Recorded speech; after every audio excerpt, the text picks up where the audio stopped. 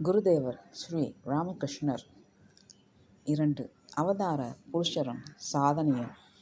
ஸ்ரீ குருதேவரின் புண்ணிய தரிசனத்தாலும் அவரது தெய்வீக பெருவாழ்வின் தொடர்பாலும் எங்கள் வாழ்வு புனிதம் பெற்றது. அவரது ஈடிணையற்ற வாழ்க்கையை ஆழ்ந்து சிந்திக்கும் தோறும் அவரில் இணைந்து மிளிர்ந்த தெய்வ மனித இயல்புகள் எங்களை சொல்லொணா வியப்பில் ஆழ்த்துகின்றது. 1. குருதேவரிடம் தெய்வ மனித இயல்புகள் கலந்திருந்தது. ஒன்றுக்கொன்று முரணான இயல்புகள் ஒரே மனிதரிடம் ஒருங்கிணைந்து இயைபாக இனிமையாக திகழ முடியும் என்பதை அவரை கண்டதால் மட்டுமே எங்களால் அறிந்து கொள்ள முடிந்தது. அதனால்தான் அவர் தெய்வமும் மனிதனும் இணைந்தவர் என்பதை நாங்கள் அறிந்து கொண்டோம். பூரணமான தெய்வ உணர்வும் சக்திகளும் மனித உடல் மற்றும் மனித உணர்ச்சிகளால் ஆன ஒரு போர்வையில் மறைந்து பிரகாசித்தால் எப்படி இருக்கும்? அப்படி ஒருவர் குருதேவர். இந்த 2 இயல்புகளில் எதையும் அவர் பாசாங்கு செய்யவில்லை. மனிதகுலத்தின் நன்மைக்காக அவர் ஒரு மனிதனாக வாழ்ந்து மனிதன் தெய்வமாகின்ற வழியை நமக்கு காட்டி அருளினார். தெய்வ மனித இயல்புகளில் சங்கமமாக நாங்கள் குருதேவரை கண்டிருந்ததால்தான் முந்தைய யுகங்களில் தோன்றிய அவதார புருஷர்களின் வாழ்க்கையிலும் இந்த 2 நிலைகளும் இணைந்து காணப்பட்டிருக்கும் என்பதை எங்களால் ஊகிக்க முடிந்தது. 2. எல்லா அவதார புருஷர்களும் இவ்வாறே. அவதார புருஷர்களுள் யாரேனும் ஒருவரின் வரலாற்றை நாம் பக்தி சிரத்தையுடன் படித்தால் இந்த உண்மையை அறிந்து கொள்ள முடியும். சில வேளைகளில் அவர்கள் மனிதனோடு மனிதனாக வாழ்ந்து சக மனிதர்களுடனும் பொருட்களுடனும் நம்மைப் போலவே நடந்து கொள்வார்கள். சில வேளைகளில் ஏதோ ஒரு அற்புத ஆற்றலினால் உந்தப்பட்டு உயர்ந்த உணர்வு நிலைகளில் திளைப்பார்கள். அந்த உயர்ந்த நிலைகளை பற்றிய உன்னத விஷயங்களை நமக்கு எடுத்து கூறுவார்கள். அந்த உயர்ந்த நிலைகளை நாடி அவர்கள் ஏங்கினார்கள் என்பதில்லை. ஆனால் யாரோ ஒருவர் உரிய சூழ்நிலைகளை அவர்களுக்காக ஏற்படுத்தி அவர்களை அந்த உயர் நிலைகளை எல்லாம் அனுபவிக்க செய்வது போல் எல்லாம் நடைபெறும். குழந்தை பருவத்திலிருந்தே அவர்களிடம் இந்த அற்புத ஆற்றல் வெளிப்பட்டாலும் அந்த ஆற்றல் தங்களுக்குள் புதைந்து கிடக்கின்றது என்பதை அவர்கள் எப்போதும் உணர்வதும் புரிந்து கொள்வதும் இல்லை. அந்த ஆற்றலை நினைத்த மாத்திரத்தில் பயன்படுத்தி உயர்ந்த உணர்வு நிலைகளை அடையவோ உலகையும் உயிர்களையும் தெய்வீகமாக கண்டு அதற்கேற்ப வாழவோ அவர்களால் முடிவதில்லை.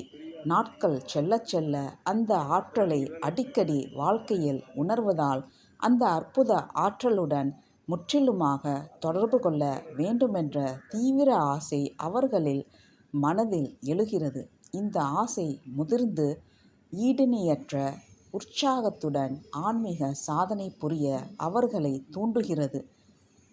3. அவதார புருஷர்களிடம் சுயநலம் என்பதே இல்லை.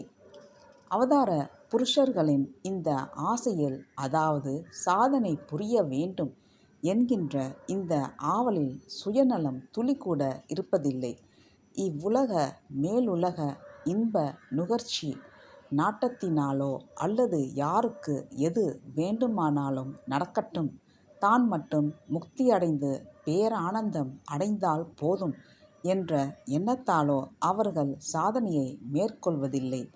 அறிவு கெட்டாத எந்த அற்புத ஆற்றல் தங்களை பிறப்பிலிருந்தே அசாதாரணமான தெய்வீக உணர்வுகளை அனுபவிக்க செய்ததோ அந்த உணர்வு நிலைகளில் அனுபவித்த அனைத்தும் தூல உலகின் பொருட்களையும் மனிதர்களையும் போல உண்மையானவை என்பதை அவ்வப்போது உணர வைத்ததோ அந்த ஆற்றல் உண்மையிலேயே பிரபஞ்சத்தின் பின்னணியில் உள்ளதா அல்லது எல்லாம் வெறும் கற்பனையா என்கின்ற ஆராய்ச்சியே அவதார புருஷர்களின் சாதனைகளுக்கு அடிப்படை ஆசையாக அமைகிறது.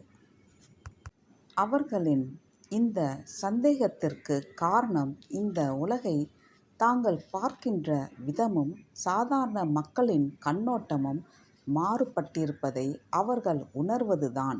தங்களுடைய அறிவையும் அனுபவங்களையும் சாதாரண மக்களுடைய அறிவுடனும் அனுபவங்களுடனும் ஒப்பிட்டு பார்க்கின்ற அவர்கள் வெகு விரைவில் இதனை புரிந்து கொள்கின்றனர். அதாவது உயர் உணர்வு நிலையிலிருந்து உலகை பார்க்கின்ற ஆற்றல் சாதாரண மக்களிடம் அறவே இல்லை. சாதாரண மக்களின் கண்ணோட்டமும் தங்கள் கண்ணோட்டமும் வேறுபடுகிறது என்பது அவர்களுக்கு தெரிகிறது. எனவே தங்கள் உயர்நிலை அனுபவத்தின் உண்மையை ஆன்மீக சாதனைகளின் மூலம் சோதிக்க துணிகிறார்கள்.